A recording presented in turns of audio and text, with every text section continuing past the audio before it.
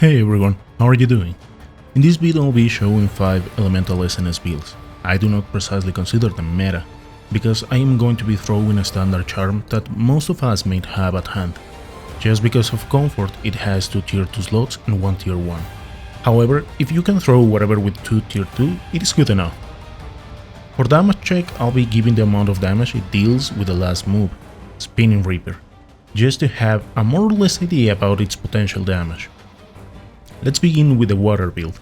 Here we have just 2 options, this either Mitsune SNS or the Rampage one. I prefer the Rampage weapon because you can adapt it a bit more compared with Mitsune's. For the damage test it deals 28, but that is without considering Agitator. For the Dekos we need 3 water attack, 2 Agitator and 3 crit boost. This build, depending from the phase, it has different amount of affinity. Let's say that the base affinity is 70, and depending which skills activate we are going to have a bit more. Due to the nature of the SNS, in most of the fight it's going to be around 80% because of maximum might. For the ice build there are 2 weapons I will use, Barioth or Kushala. Obviously they require their unique approach due to the difference in damage and element, as well as the affinity. For this specific case I'll just show Kushala SNS. From the damage test, it deals 222. For the Dekos we need 5 ice attack, 1 weakness exploit and 3 master touch. With this build we are going to have in most of the fight 100% affinity. This is just because of comfort. If you can be precise in your attacks, you can change weakness exploit for another crit boost and increase a bit more your damage.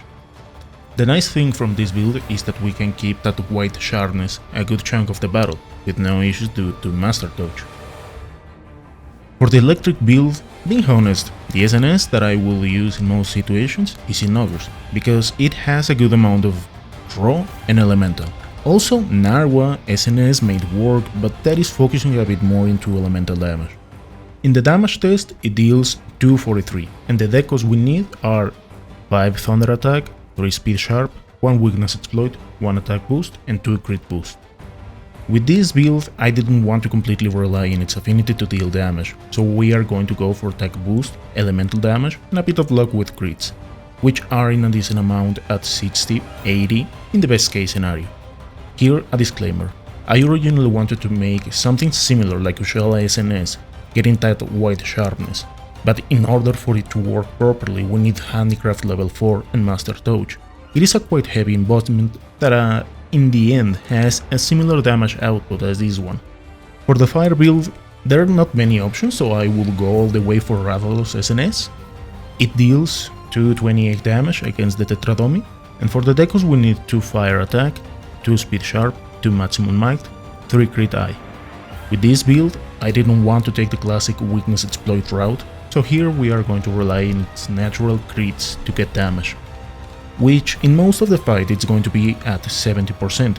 And last but not least, for the dragon element we need 3 attack boost, 3 speed sharp, 1 weakness exploit and 3 dragon attack. This one deals 256 damage with 90% affinity. Once again, I don't really feel like using the full Balzar's armor set and call it a day, so this is another approach you can take to create a solid dragon element build for fun. I hope you enjoy these builds. I do not consider them meta, but they are pretty solid ones.